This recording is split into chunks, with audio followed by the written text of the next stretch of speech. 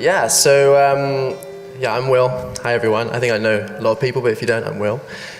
So a year ago, I came to C3, and that was the start, I'd say, of the change of my life, I'd say. But kind of brief history on me is that when I was younger, me and my brothers, I'm one of three, and we went to a Catholic school. Now, my way my dad would put it is that we are feral, and we were feral. And so we went to this Catholic school, but I think it kind of all went over the head. Now, I thought I was a bad boy, but I wasn't. I was an angel, I think. My mum always said, you thought you were bad, but you weren't. And so we were raised with religion in front of us, and Jesus was in front of us, but I don't really think we listened in that sense. And then it wasn't until I was about 10 or 11, and then I got into the church. I joined the church, and I was part of the youth program, you know. And then I had a bit of a freak accident where I got baptized in my bed, and the canon kind of said, like, I'm going to baptize you in your bed because we don't know where you're going after this. And that's when I gave my life to Jesus. I was about 11 years old. Fast forward to about 15, I was then leading in church. I was doing the youth side of it. I was at the front. I was helping kids the same as me. But actually at 16 was when I shut the door, and I perhaps listened to the outer world, and I followed a different path. And I went secular. And I was secular for about 10 years, until last year. And actually, Jesus came knocking pretty abruptly last year, and I wasn't even looking for him, you know. And it was in the middle of the ocean, and a girl called Georgia, who was from C3 Carlingford, we were just walking around. He was on a boat, by the way, not just... Yeah. I was swimming with the sharks. No, I was on a cruise ship, and we're in the middle of the sort of Greek islands, and I was walking with it was our second day on the ship, and Georgia said, what's your religious background? And I said, it's a bit confusing, you know. If it was a Facebook sort of status, it's complicated, you know. And she said, okay, and I kind of shut down the conversation. I said, let's not have that. And we carried on walking, and then George just went, you know what, actually, I'm just gonna sit you down. And she did. She sat me down and said, I'm gonna pray for you. And I said, oh, no. She went, yeah, enough. And I just remember the confidence, you know, and I was still, absolutely still. And she prayed for me. At the time, I was a smoker as well. And she prayed for me, and I repeated what she asked me to repeat. And I sort of gave my life to Jesus again. Not really knowing what I was doing, but I knew I was safe. I was in a still place. And she said, do you want me to pray for your smoking? I said, no. I said, no, this will be too much, because I know I'm going to fail there. From that day, I got recommended to come here. And then I remember that day so clearly. Brian, I remember I walked in, and I was super nervous. I was like, oh gosh, I shouldn't be here. You know, and I kind of walked up, and the first person was, I saw B for coffee, and there was no coffee. I'll never forget that. Really good. But I just remember Brian, and Brian walked up to me, and he said, hey, you're new. And I was like, yeah, man. Go away. I'm trying to lay low here, you know. It's a really good Brian impression. Brian was having none of it. He was super nice, super caring. Yeah. He talked to me. He led me in, you know. And I think for me that was when I was kind of shown what love was. You know, I had I misinterpreted what love was for me, you know. And I thought I knew how to give love or receive it or see it or feel it, but I didn't.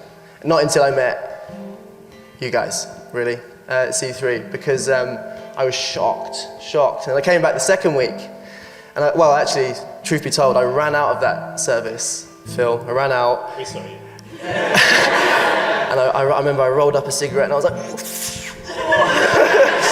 and it was bad. And then the next week I came back, went to Belinda for coffee. There was no coffee. Belinda's not on the home team anymore. Yes.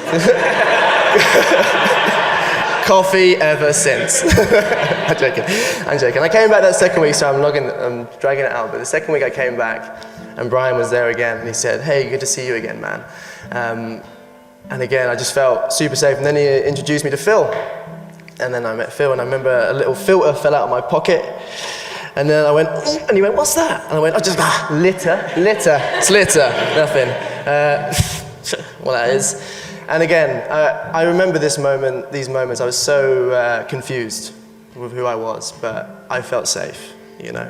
It was the first time I maybe did feel safe. In the essence of like, just love that I perhaps had never understood. And I felt it first from you guys, and I know it was God through you guys, and that's something I learned. And then we got baptized.